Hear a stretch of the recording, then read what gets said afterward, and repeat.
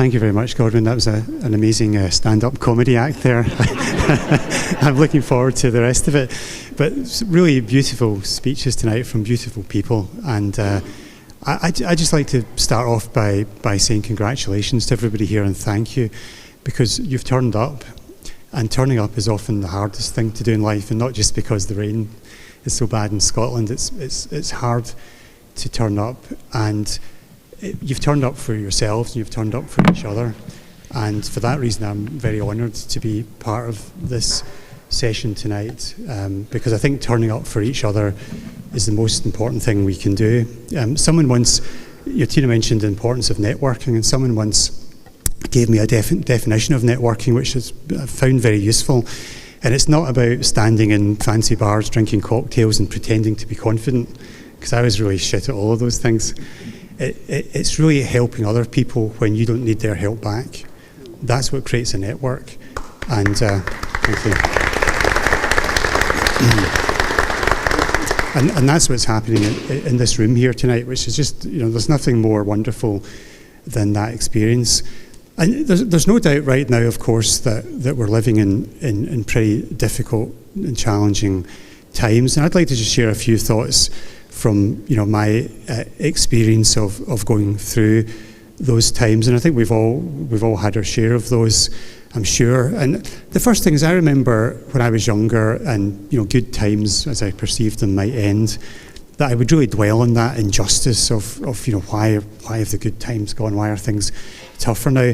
But I learned in life that good times do end, but bad times end too. And even in bad times, good things happen. And what matters is that during those difficult times that we maintain our dignity and our sense of discipline about how we get through those times. Because I suddenly discovered my voice has got louder, which is amazing. What can I do with a voice like this? But I learned that all of us are really two people. There's a person that's here tonight that turned up, and there's our future self, maybe 5 years from now, looking back at this person in the present. And the thing about that future self is they have no ability to help themselves. They're totally dependent on what you do now at this time. And I found it very useful, especially in the difficult times in my life, to remember that I wanted that future self to look back on me with pride in this moment, and to look back with gratitude and not in anger. So whenever I find things tough, and there's lots of times in my life when I have, I try to remember to make my future self proud. And I remember back in 2008, during the financial crash, I hate to mention the financial crash, we're here at RBS, but it's actually only just occurred to me that that's a bit of a faux pas. But anyway, I'm sure that's okay. But during the financial crash, I remember at the time I had 3 young children, and I was going through a separation, going through a divorce process, and it was a very difficult time in my life.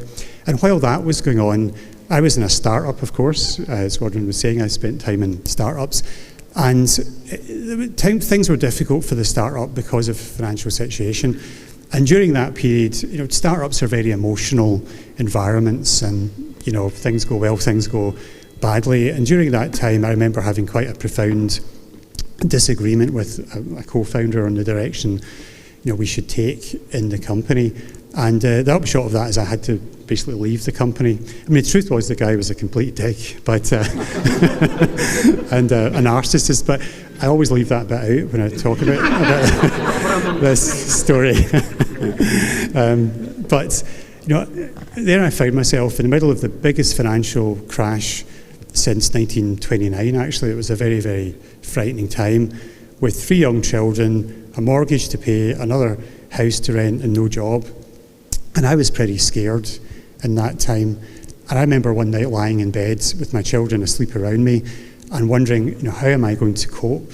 How am I going to get through this period? I just don't know how I'm going to do it.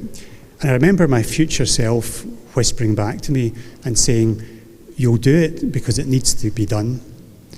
And I've always found that sentence valuable. In difficult times, it's easy to stick your head in the sand or to catastrophize or to do all those things, but you need to do what needs to be done because your future self is depending on it. And turning up here tonight is an example of doing what needs to be done. And the final thing I'll share on this point is I learned that I needed other people to get through. And in that respect, in these difficult times, you find sometimes that people who are your friends turn out not to be friends, they turn out to be acquaintances. And at the same time, people who you thought were acquaintances turn out to be friends. And what I love about this event tonight and the launch of the Grow Your Money Challenge is that everything I've just said is encapsulated inside it. You know, it's about making your future self proud. It's about doing what needs to be done. It's about turning up. And it's actually also about being there for each other and not being an acquaintance, but actually being a friend in difficult times. And for all those reasons, I'm absolutely delighted to be part of launching this wonderful challenge tonight. And just to remind everybody that the first money diet starts on the 1st of December, and now is the time, if you want to book an advice session, now's the time to do that. Turning up is difficult, but keep turning up and keep being there for each other, and let's keep making our future selves proud of us. And thank you very much.